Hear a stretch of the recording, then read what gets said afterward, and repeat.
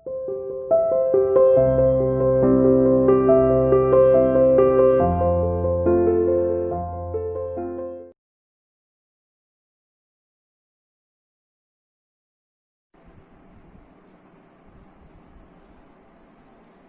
बेटा, welcome to CR international online classes.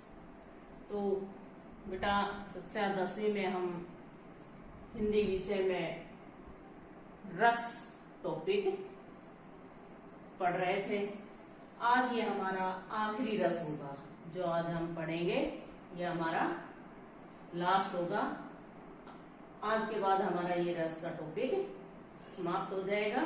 इसके बाद हम नया टॉपिक शुरू करेंगे, कोई भी जो आप कहोगे। तो आई होप कि मैं ऐसी उम्मीद करती हूँ कि आपको ये समझ आया होगा जो मैंने समझाया है, और इसमें कुछ भी नहीं है। जो आप अधिक से अधिक काव्य पंक्तियां पढ़ोगे तो उससे उतना ही अपना ये आपका रस क्लियर होता चला जाएगा। तो हमने सारे रस पढ़ लिए हैं: श्रृंगार रस, हास्य रस, करुण रस, विवात्स रस, रौद्र रस, भयानक रस, अद्भुत रस, शांत रस और वात्सल्य रस। ये सब रस हम पढ़ चुके हैं। और रस क्या होते हैं, वे कितने होते हैं, अब ठीक है। और संचारी भाव की संख्या कितनी होती है, स्थायी भाव की संख्या कितनी होती है, ये सब बेटा हम इसमें पढ़ चुके हैं। आज हम पढ़ेंगे भक्ति रस। क्या पढ़ेंगे आज हम? भक्ति रस, जिसका स्थायी भाव होता है ईश्वर रति, यानी ईश्वर के प्रति प्रेम के जो भाव होते हैं तो वहां भक्ति रस होता है। देखिए परिभाषा में क्या होगा कि भक्ति रस में ये जो लिखवाए जाते हैं आपको एक प्रकार से इसकी परिभाषा ही है। अगर आपसे कोई पूछे कि भक्ति रस किसे कहते हैं या भक्ति रस की परिभाषा लिखिए तो आप यही लिखेंगे, ठीक है।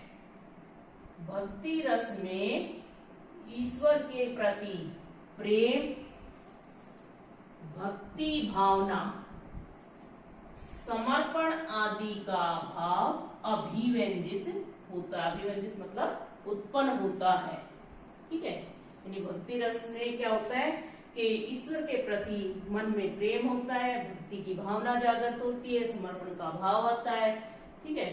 तो वो भक्ति रस होता है। समझ गए? कोई मुश्किल बात नहीं है कि भक्ति रस में क्या होगा ऐसा, बस थोड़ा सा ये देखना है उसमें सेंस कौन सी निकल रही है।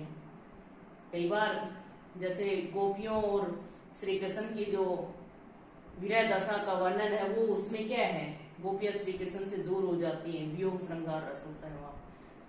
क्योंकि हमें क्या लगता है कि यहाँ श्री कृष्ण तो भगवान है तो यहाँ भक्ति रस होना चाहिए, लेकिन उसके जो भाव है भी कौन सी सेंस निकल रही है उसमें से, वो आपको देखना है।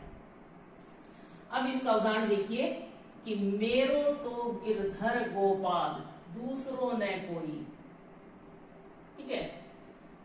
यानी ये मीरा ने कहा है श्री कृष्ण के लिए, जाके सिर मोर मुकुट मेरो पति सोई, यानी कि जो मेरे तो केवल गिरधर गोपाल जो है वही है मेरे सब कुछ, उनके अलावा मेरा कोई नहीं है। जिसके सिर पर मोर मुकुट है यानी मोर के पंखों का ताज है, वही मेरा पति है, यानी मेरा स्वामी है, मेरा रक्षक है, ठीक है। समझ गए? तो ये क्या हुआ? भक्ति रस कि मेरो तो गिरधर गोपाल दूसरों न कोई, जाके सिर मोर मुकुट मेरो पति सोई, ठीक है। दूसरा उदाहरण है राम जपू राम जपू राम जपू बावरे, यानी ये भगवान का नाम जपते हैं तो उसमें बताया है कि भक्ति भावना के जब भाव पैदा होते हैं तो भगवान का नाम जपते हैं वो क्या होता है? भक्ति भावना है। घोर भवनीर निधि राम निज नाव रे, यानी जो सागर में जो नाव अगर होती है तो भगवान राम उस नाव को चलाते हैं यानी इस संसार रूपी भव सागर से हमारी जो नाव है उसको भगवान पार उतारता है। ठीक है।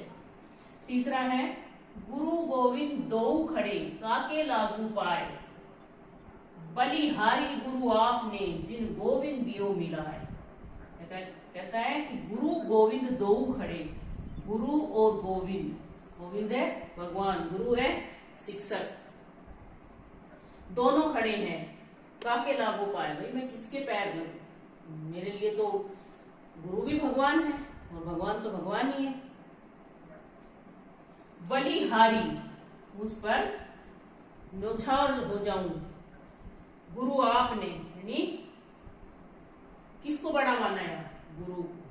जिन गोविंद दियो मिला, यानी भगवान से मिलने का रास्ता तो गुरु ने ही बताया ना, तो इसलिए यहाँ गुरु को, इसीलिए तो शिक्षक को भगवान माना जाता है। भगवान से भी बड़ा दर्जा दिया जाता है। तो इसमें भी क्या होगा? भक्ति रस, यानी अपने गुरु की भक्ति करता है। जरूरी है भगवान से ही भक्ति हो, गुरु की भी भक्ति हो सकती है। ठीक है। तो ये क्या हो गया? गुरु गोविंद दो खड़े काके लागू पाए, बलिहारी गुरु आपने जिन गोविंद दियो मिलाए। यानी इसमें भी क्या है? भक्ति रस है। ठीक है। अब इसके बाद और भी बहुत से उदाहरण हो सकते हैं, जरूरी नहीं। इनमें से जो आपको आसान लगे, जो आप याद कर सकते हैं, वो याद कीजिए। एक तो याद करना ही करना होगा। अब देखिए एक उदाहरण और है। आधी रात प्रभु दर्शन दीजो, जमुना जी के तीरा। यानी आधी रात को भगवान ने दर्शन दिए जमुना, यमुना के तीरा किनारे। मीरा प्रभु गिरधर नागर, हिवड़ो घणो अधीरा। हिवड़ो हृदय, मन, दिल। कि मीरा का जो प्रभु है वो गिरधर है और उसके लिए अपना दिल मिलने के लिए बहुत अधिक, अधीर का मतलब होता है बेचैन होना। ठीक है। तो ये क्या हो गया? भक्ति रस। अब इसके बाद एक क्वेश्चन ये और पूछा जा सकता है कि स्थायी भाव और संचारी भाव में क्या अंतर है? यानी स्थायी भावों और संचारी भावों में अंतर स्पष्ट करना है। तो सबसे पहले हम स्थायी भाव और संचारी भाव ऐसे लिखेंगे, उनका अंतर बताएंगे। चाहे एक बार स्थायी भाव लिख दो, उसके नीचे संचारी भाव लिख दो, लेकिन ऐसे लिखोगे तो और भी सही रहेगा। ठीक है। तो सबसे पहला क्या होगा?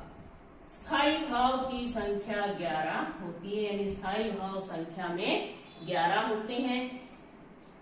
संचारी भाव की संख्या 33 होती है, यानी संचारी भाव संख्या में 33 होते हैं। वे भाव, दूसरा नंबर क्या होगा? वे भाव जो व्यक्ति के मन में सदैव रहते हैं, यानी हमेशा विद्यमान रहते हैं। कौन से भाव? स्थायी भाव। वे भाव जो व्यक्ति के मन में हमेशा विद्यमान रहते हैं, वो क्या होते हैं? स्थायी भाव। वे भाव जो आते जाते रहते हैं, यानी स्थिर नहीं होते, यानी मन में एक बार आए और चले गए, हमेशा नहीं बैठते, वो क्या होते हैं? संचारी भाव।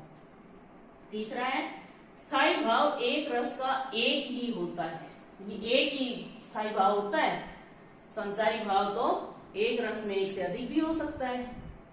ठीक है ना। तो इसलिए ये इनमें अंतर होगा। इसके अलावा एक और भी अंतर हो सकता है। देखिए किसमें? विभाव और अनुभाव। विभाव और अनुभाव में अंतर, ये भी प्रश्न बन सकता है। इसमें क्या होता है? विभाव और अनुभाव में, विभाव में भाव का कारण मात्र होता है और इसमें क्या होते हैं? भाव की चेष्टाएं होती है। यानी विभाव में कारण मात्र होता है और अनुभाव में भाव की चेष्टाएं होती है।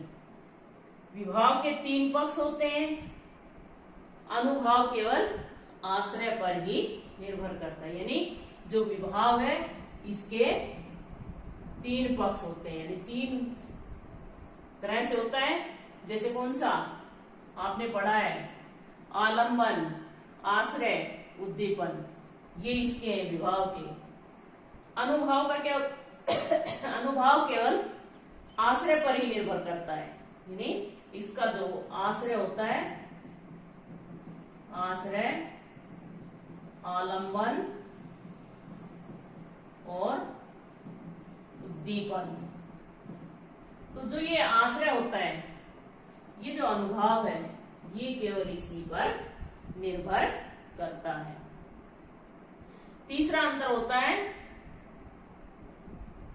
विभाव किसी वस्तु, व्यक्ति या स्थान का प्रसंग हो सकता है, यानी विभाव किसी भी व्यक्ति, वस्तु या स्थान का प्रसंग हो सकता है।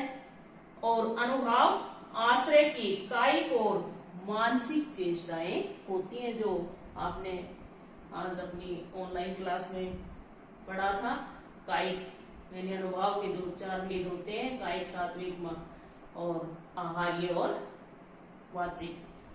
तो ये अनुभाव आश्रय की कायिक और मानसिक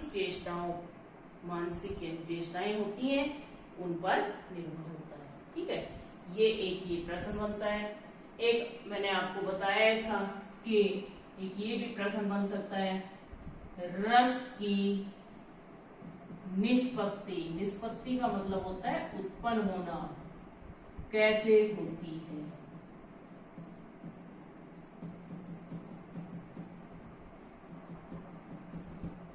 ये शायद आपकी मैडम ने लिखवा रखा होगा कि रस की निष्पत्ति कैसे होती है।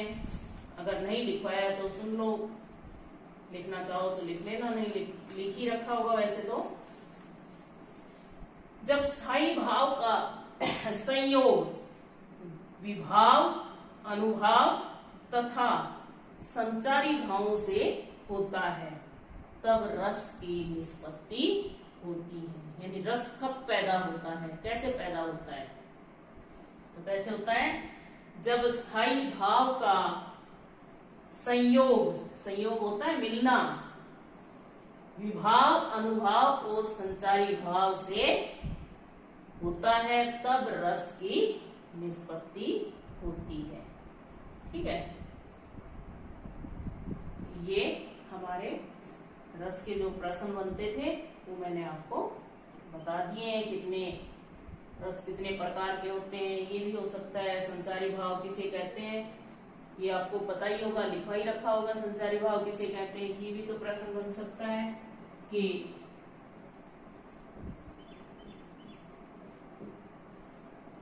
संचारी भाव किसे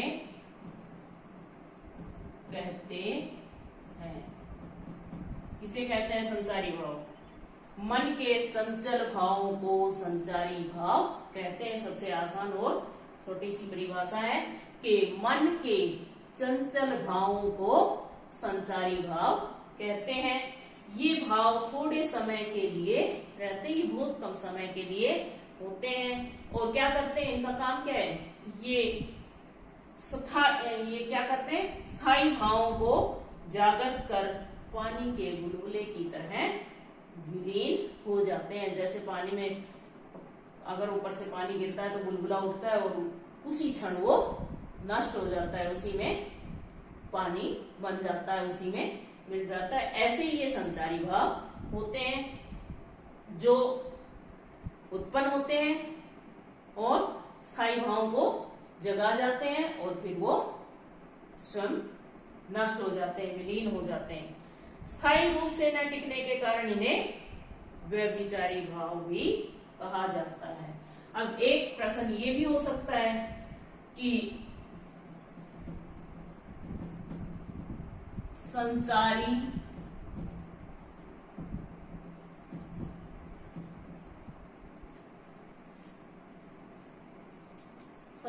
भावों को व्यभिचारी भाव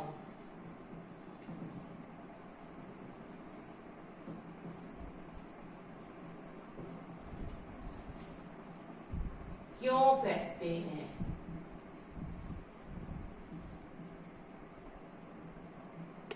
ठीक है, संचारी भावों को व्यभिचारी भाव क्यों कहते हैं। क्यों कहते हैं, उत्तर में क्या लिखेंगे हम कि स्थायी रूप से न टिकने के कारण इन्हें व्यभिचारी भाव कहा जाता है, क्योंकि ये आते जाते रहते हैं, एक जगह नहीं टिकते, इसलिए इनको व्यभिचारी भाव कहा जाता है। अब संचारी भाव इनको क्यों कहा जाता है, क्योंकि ये अकेले नहीं होते, दूसरों के साथ संचरण करते हैं, इसलिए इनको संचारी भाव कहा जाता है। ठीक है, आलंबन क्या होता है, उद्दीपन क्या होता है, आश्रय क्या होता है, विषय क्या होता है, ये सब आपको लिखवाई रखे होंगे, ये आपने पढ़ ही लिए होंगे आपकी किताब में, जो आपकी ग्रामर की बुक लगी हुई है उसमें देख लेना। ठीक है, तो इसलिए ये हमारा आज का जो रस का टॉपिक था ये बेटा कंप्लीट हो गया है।